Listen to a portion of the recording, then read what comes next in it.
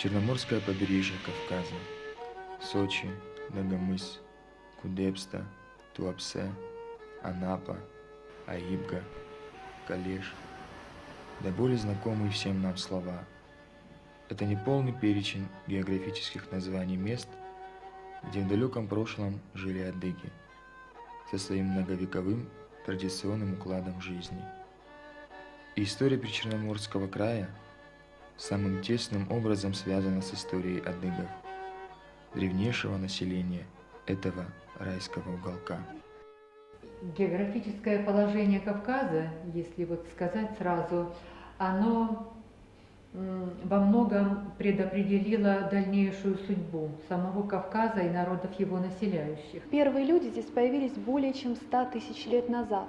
Об этом говорит нам стоянка Богос. Это недалеко от реки Псоу, как раз на границе с Абхазией. Уникальным памятником, который встречается повсеместно в лесной зоне Черноморского побережья Кавказа, являются дольмены. Это погребальные сооружения. Культура адыгов прослеживается на протяжении тысячелетий. Об этом свидетельствуют архаичные каменные изделия, пещерные стоянки и другие археологические находки разных периодов. Они являются памятниками мирового значения. К числу таких памятников принадлежат и дольмены. Дольменную культуру ученые относят к концу IV – начала III тысячелетия до нашей эры. И к этому времени относится ранний период развития этногенеза адыгского народа. Отечественные ученые как дореволюционного периода, так и нашего времени считают, что майкопская культура была создана адыго-абхазским этносом, то есть далекими предками адыгов и абхазов. Доказано совмещение территории распространения дольменов с территорией проживания адыго-абхазов. Затем здесь существует связь культов, особенно вот почитания предков, культа предков, ну и другие вот есть такие вот доводы, которые можно считать основательно продуманными и доказанными о связи дольменной культуры с адыго-абхазским этносом. Плиточные дольмены, они считаются самыми древними. В первом тысячелетии уже их не строили, эти сооружения не строились, но интересен факт, который был обнаружен Лавровым, это ученый, этнограф, очень известный кавказовед, который зафиксировал в Причерноморье в 1930 году последний раз почитание этих сооружений. Адыги приходили, чтобы совершить около этих сооружений молебен. Само слово «дольмен» – это слово не русское. Значит, в переводе с древнекельтского языка как «каменный стол». Но известно и другое название, как говорится, вот местное аборигенное название «спыуна» – «дом карликов». Дольмены, они ровесники египетских пирамид. Это очень интересные памятники мирового значения. Они вот напрямую связаны вот с этногенезом адыго-абхазов. Я называю, соединяя в одном термине два народа, я хочу сказать лишь только о том, что это родственные народы, а в прошлом это глубоко родственные народы были. Адыги относятся к адыго-абхазской группе северокавказской языковой семьи. В глубокой древности адыги-убыхи и абхазы составляли единую группу племен с общим языком. Разделение языка основы произошло в середине второго тысячелетия до нашей эры, и различия, имеющиеся между абхазским, убыхским и адыгским языками, сложились впоследствии в результате их самостоятельных развитий. Поэтому древнейшая история адыгов тесно переплетается с историческими судьбами убыхов, абхазов и абазин. Адыги или черкесы – это древнейшее население северо-западного Кавказа, автохтонное население, но в формировании народа адыгов приняло участие и некавказское население. Ученые достаточным основанием говорят о том, что в формировании адыгского народа приняли участие хаты, которые относятся к коренному доиндоевропейскому населению Малой Азии. Есть такой аргумент у исследователей, лингвистов, что хатский язык, он стал в этом процессе формирования адыгов, черкесов, языком-победителем. Даже в языке современного населения Черноморского побережья Кавказа это шапсуги и убыхи, которые и живут сейчас, преобладающие за пределами своей исторической родины, за пределами Кавказа. Вот это сходство прослеживается достаточно основательно. Вот. А существует еще версия о связи адыгов-черкесов с древними басками, населением Пиренеев. И это вполне как бы объяснимо. Вот такая культурная ниша, вот эта вот связь Кавказа и средиземноморских стран вполне обоснована и доказана, значит, отечественной наукой. В 5-6 века до нашей эры сюда приплывают греки. И вот они нам уже впервые оставили письменные свидетельства о местных племен, которые здесь жили.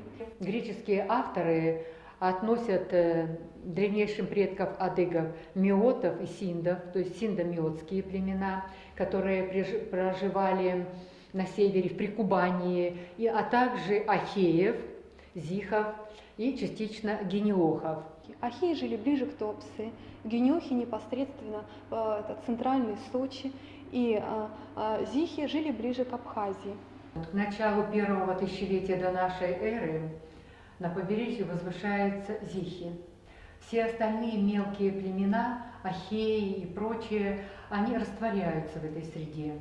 Несколько столетий спустя, вот в VIII веке, в европейской, арабской литературе появляется термин «кашки», «косоги», который соотносится с населением Прикубанья, именно с той территории, на которой прежде обитали миоты. Косоги представляли по отношению к зихам северо-восточную группу адыгских родоплеменных объединений. Косожский племенной союз постепенно набирает силу, и к X веку на северо-западном Кавказе начинают сосуществовать два таких мощных племенных союза. Это зихский и косожский. Дальнейшая эпоха связана уже с проникновением сюда христианской культуры. Это 7-10 века. Здесь сооружаются храмы, строятся крепости. Так, один из самых таких храмов на побережье у нас – это храм Влоо.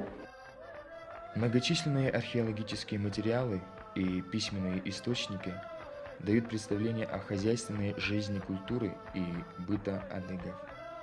Предки адыгов в более ранние периоды занимались земледелием и скотоводством. Позже эти традиции получили развитие.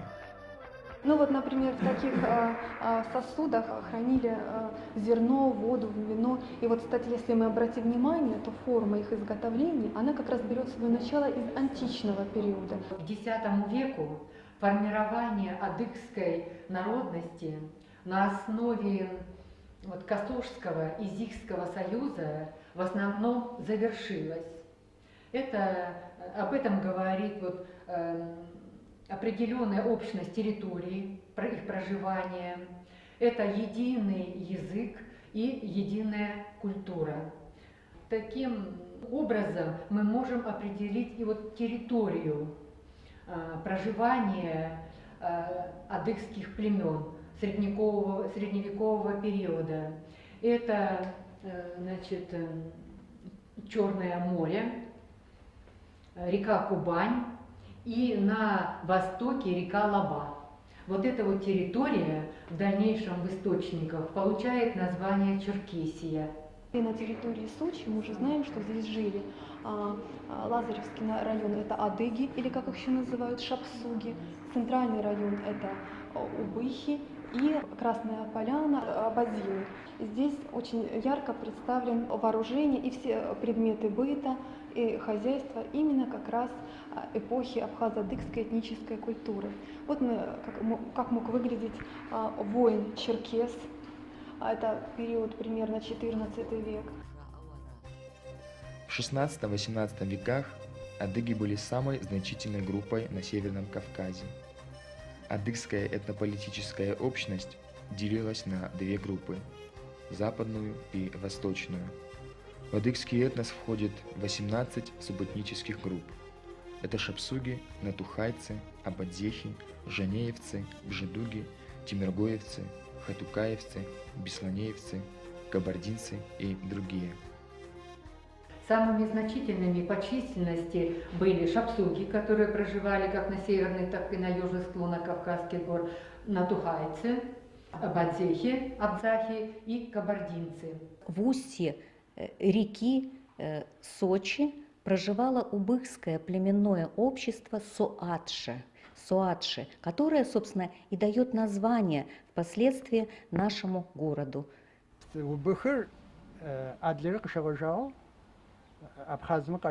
По побережью Черного моря адыги занимали территорию протяженностью около 250 километров.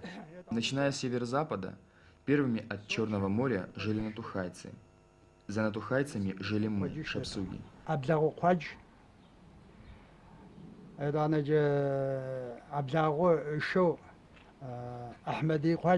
Адыги жили в таких небольших усадьбах, которые были разбросаны по всему побережью. И вот, как правило, усадьба делилась на мужскую и женскую половину.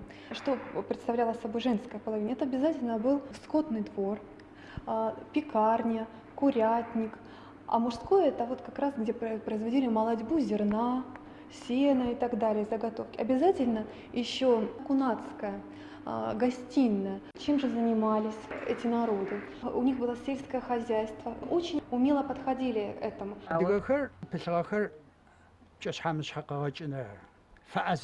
Адыги всегда занимались земледелием и на очень высоком уровне. Даже сейчас на территории их прежнего проживания есть следы земледельческой культуры. Они возделывали различные сорта проса и кукурузы, пшеницу и ячмень, овес и рожь. Кроме этого, адыги занимались скотоводством, коневодством, пчеловодством, садоводством. Наши прадеды выращивали много сортов винограда и деревьев. А наличие у адыгов своего флота позволяло заниматься и морской торговлей.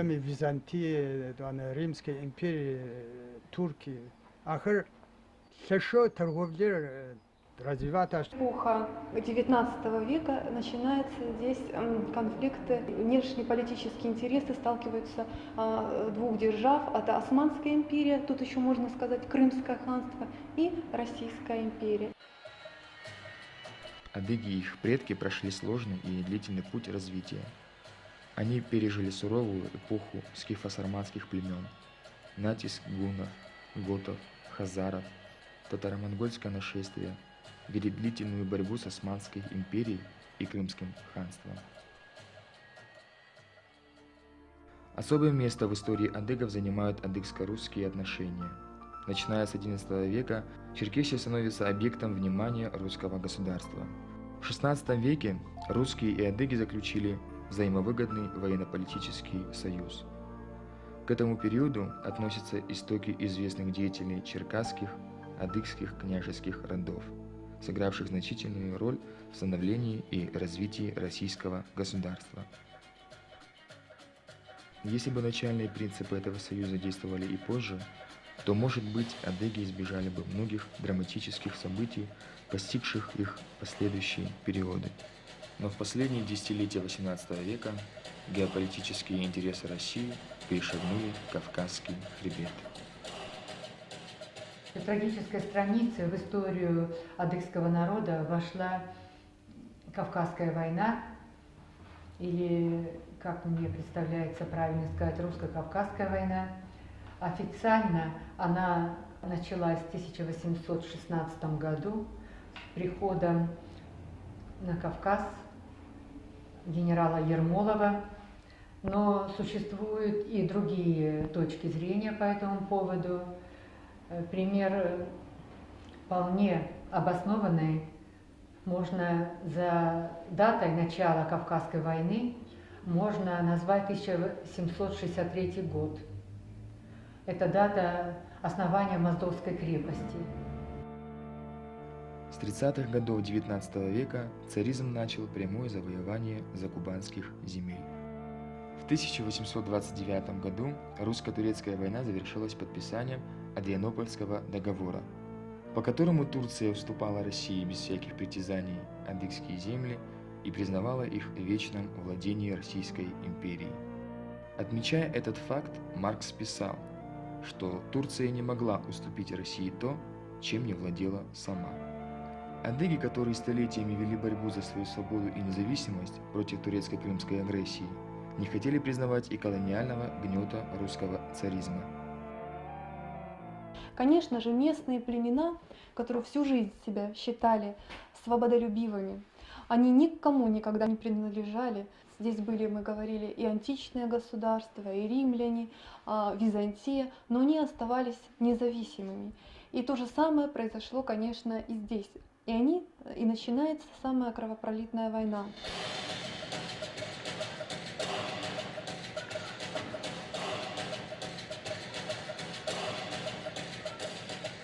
Окончание русско-турецкой войны и заключение Адрианопольского мира дали возможность царскому правительству приступить к практическому осуществлению своих планов в отношении адыгов.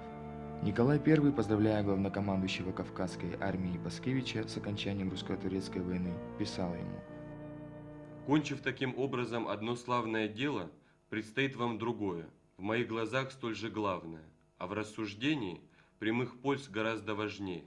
Усмирение навсегда горских народов или истребление непокорных». Обострился интерес как со стороны Османской империи Персии, крупнейших империй того времени, так и Российской империи.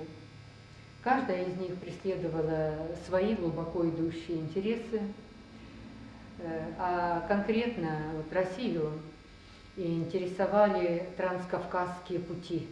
Хочу сказать о том, важный такой момент, почему так непосредственно коснулась адыгов эта война. Дело в том, что некоторые транскавказские пути проходили по территории Черкесии, в частности Кабарды. И вот таким образом, вне своего желания, адыги оказались вовлечены в орбиту боевых действий, в орбиту интереса этих держав. Началось завоевание Черкесии и ее народа. Строили военные крепости, сооружались береговые укрепления. В 1838 году укрепления сооружались на устьях рек Туапсе, Сочи, Псизуапсе, Шехе, также в Натухаевских землях форт Раевский. Всего к 1840 году было завершено строительство Черноморской береговой линии, состоящей из 17 укреплений и фортов. Черноморской береговой линии руководил генерал Раевский. Кстати, Раевский говорил, что так он предвидел затяжной характер Кавказской войны. Генерал Раевский, начальник Черноморской береговой линии, рассуждал: «Наши бедствия напоминают первоначальное завоевание Америки испанцами, но я не вижу здесь ни подвига, ни геройства. Дай Бог, чтобы завоевание Кавказа не оставило в русской истории кровавого следа, подобно тому, какой оставили эти завоевания в истории Испании». Это была долгая и страшная война. Она принесла неисчислимые беды нашему народу, разрушила нашу культуру, наш быт, уничтожила сотнями наше селение. В этой войне мы потеряли целые племена. Исчезли убыхи. От Абадзеха и Шапсуга, самых многочисленных адыгских субэтносов, на исторической родине осталось 1-2%. Сумеем ли мы понять когда-нибудь весь трагизм этой Кавказской войны? Государства и Россия, и Англия, Франция внесли свою лепту, свой вклад в трагедию адыгского народа. Понятно, что Россия непосредственно вела боевые действия, она виновна в уничтожении народа, в его изгнании, но Англия, она вела двусмысленную, двойственную политику. Дело в том, что она с одной стороны, она признала Адрианопольский договор. С другой стороны, она всячески, как могла, провоцировала горцев на продолжение этой войны. И получилась так, что Черкесия оказалась как бы между двух жерновов. Вот так. С одной стороны Россия, с другой стороны вот названная коалиция государств. قبرتايم أدقيم زفوبوشت خما أفهمدو حجم خشر أنا عذاب خوا زاوم شخانا أشتري خنوز فخور. В XIX веке Черкесия стала ареной столкновения внешнеполитических интересов России, Англии, Франции и Турции из-за ее географического положения. И в первой четверти этого столетия на землю адыгов начали карательные походы. أفدو كافكاز زاوم بجي أب خجوتم فدو بغفايدن بلجنو بلاغوت فما دجو كون بلجنو شفاك وخر كيكوتانيخو. Царскими войсками уничтожались десятками адыгские поселения, посевы, все запасы хлеба. Генералы не щадили ни детей, ни женщин, ни стариков. Жестокостью отличались отряды, которыми командовал генерал Зас. Об актах вандализма, совершаемых под его руководством, писали: Головы убитых черкесов отрубались, насаживались на колья и ставились вдоль дорог. В качестве коллекции для медицинских экспертов они отправлялись и в другие страны. Другой исполнитель кровавой бойни в Западной Черкесии признавал: Мы шли, за нами возникали пожары, пылали зажженные нами аулы.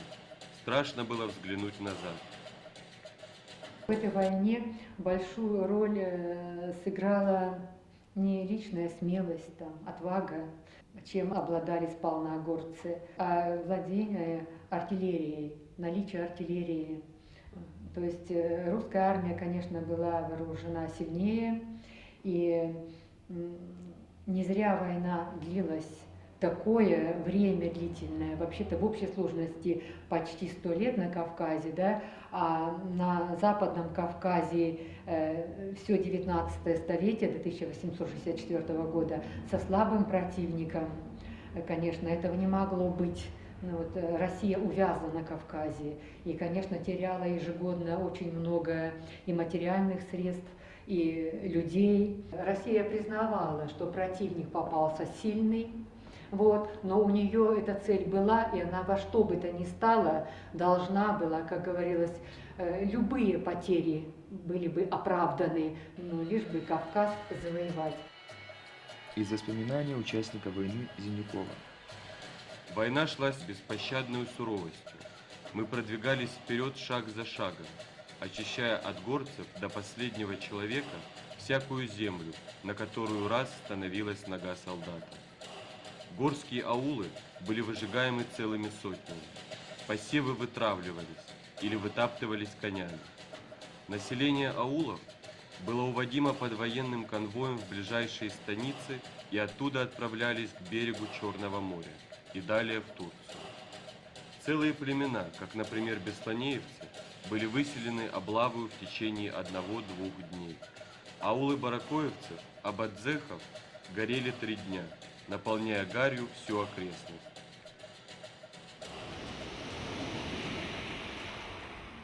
Любая война, в какое бы время она ни происходила, в древние времена, в новую эпоху или сегодня, она несет трагедию, трагедию народов, безусловно, и такая же трагедия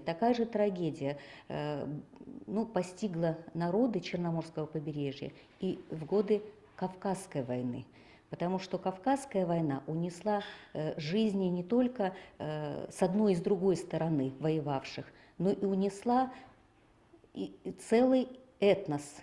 Мы всегда будем помнить о том, что трагедия произошла не только в истории убыхов, как представители адыго-абхазской этнической группы, но это трагедия всемирной истории, потому что с этнической карты Земли исчез целый этнос, исчез народ со своей культурой, со своими традициями. Письменности этот народ не имел, поэтому, естественно, мы утратили пласт национальной культуры и той культуры, которая бы нас тоже могла обогатить. адыги и убыхи неоднократно обращались к правительству царской России с просьбой заключить мирный договор и даже готовы были принять ее подданство. Они хотели только одного – право жить на своей родине, сохранить свой жизненный уклад. Предложение было компромиссным, из него вытекало их лояльное отношение к империи. Однако император не внял просьбам делегации. Ему нужны были не убыхи и черкесы, не их подданство, а их земли. Известный военный историк и защитник политики царизма на Кавказе писал по этому поводу. Изгнание горцев и заселение Западного Кавказа русскими – таков был план войны в последние 4 года. Мы не могли отступать от намеченного дела и бросить покорение Кавказа. Надобно было истребить горцев наполовину, чтобы заставить другую половину положить оружие. Русско-Кавказская война заканчивается уже окончательно к началу 1964 года. В марте 1864 года по Гойскому перевалу спустился отряд генерала Геймана, который был сформирован в станице Даховской, спустился по ущелью реки Туапсе, уничтожая все живое на своем пути и тесня оставшихся еще жителей, вытесняя их к берегу моря для последующего выселения. Вот. И затем уже другие отряды шли по другим рекам. Это выглядело очень достаточно плачевно и страшно, потому что местное население, оно было уже не в состоянии воевать перед таким огромным количеством войск. И поэтому местным жителям приходилось покидать просто свои аулы, они выжигали их, что не выжигали, то, получается, уничтожала армия. На берегу моря их ждали суда, на которые они насильно сажались.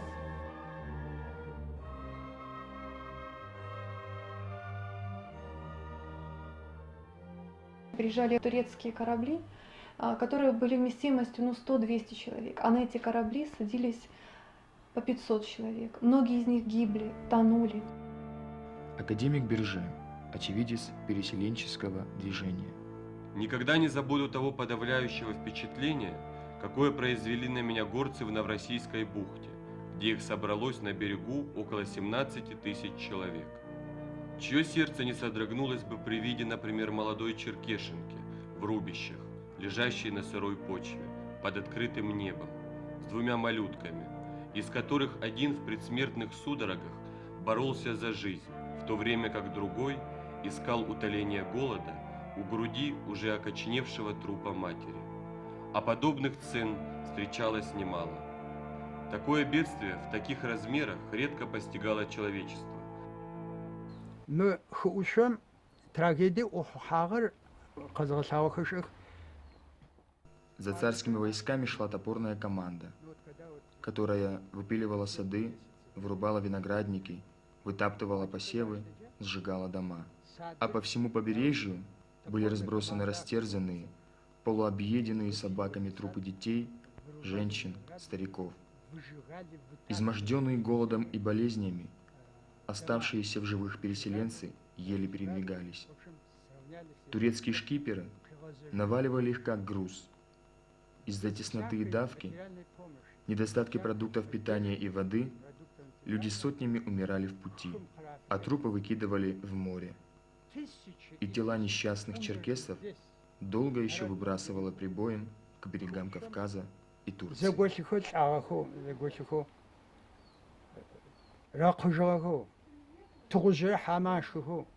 Те, кто смог, а многие пытались это сделать, уйти от войск, они возвращались, то есть они убегали в горы, как можно дальше, на перевалы.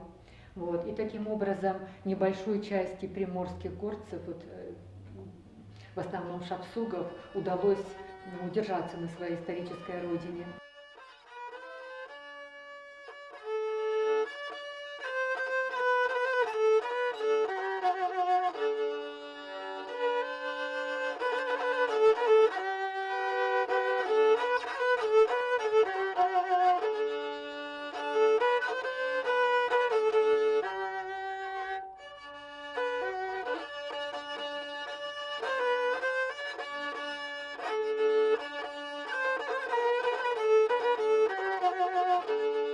зынэбгыгорэ къиӏунагъэп. Зэкӏэ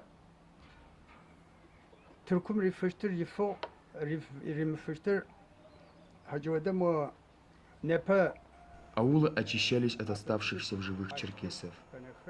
Опустевшие селения превращались в пепел. Все побережье оказалось заполненным огромным числом изгнанников. Осталось только несколько групп людей, которые успели скрыться в горах. Когда отряд Геймана спустился уже к берегу моря, далее его путь пошел по берегу самому. Вот. Большого сопротивления горцы оказать уже не могли, в общем-то, потому что кроме отряда Гейман действовали еще 3 отряда, так называемый «Звездный поход». И все эти войска должны были соединиться у урочища Гбааде, это современная Красная Поляна. И что было предложено местному населению? Им было предложено переехать на места, которым предлагало царское правительство. Были неоднократные делегации, которые, кстати, с Михаилом Николаевичем, и была даже одна делегация, которая разговаривала с самим Александром Царем о том, чтобы на каких-то условиях здесь остаться и жить здесь. Несмотря на то, что, в общем-то, это земля коренного населения, им было категорически отказано. 21 мая все эти 4 отряда встретились на Красной Поляне. Вот, и был проведен парад войск, значит, торжественный молебен, зачитана телеграмма, манифест Александра II об окончании Кавказской войны. Получив донесение о победе над убыхами, Александр II телеграфировал брату Михаилу, наместнику Кавказа. Искренне радуюсь счастливому обороту дел с убыхами. Остается благодарить Бога за достигнутый результат. Убыхи последними прекратили сопротивление многочисленной армии. Кончилась поражением долгая, изнурительная борьба за свои исконные земли, где этот коренной и древний кавказский народ жил и творил свою сложенную, трудную историю, где создал свой неповторимый язык и свою уникальную культуру.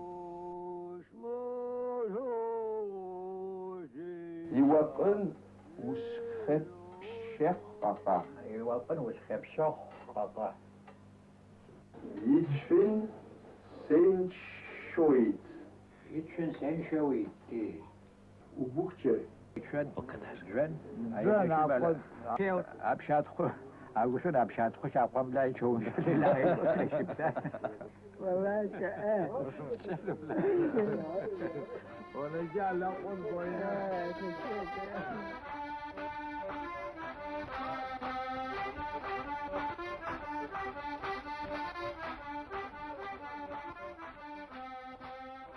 Так сложилась история убыхского народа, что они вынуждены были покинуть границы Российской империи. И поскольку народ этот письменности не имел, то он утратил свою культуру, свои традиции, ассимилировавшись с местным населением в Турции, в странах Ближнего Востока. И, безусловно, эта трагедия стерла с лица земли, с этнической карты земли, целый народ убыхов, который имел свои традиции, имел свою культуру. И, безусловно, эта трагедия не только этого народа, не только трагедия адыго-абхазской этнической группы, это трагедия для каждого из нас. Последствием вот этой русско-кавказской войны стало, значит, полное практически изгнание с территории побережья убыхов и абазин-садцев. Что касается убыхов, они существуют физически, так сказать, в основном на территории Османской империи, Турции.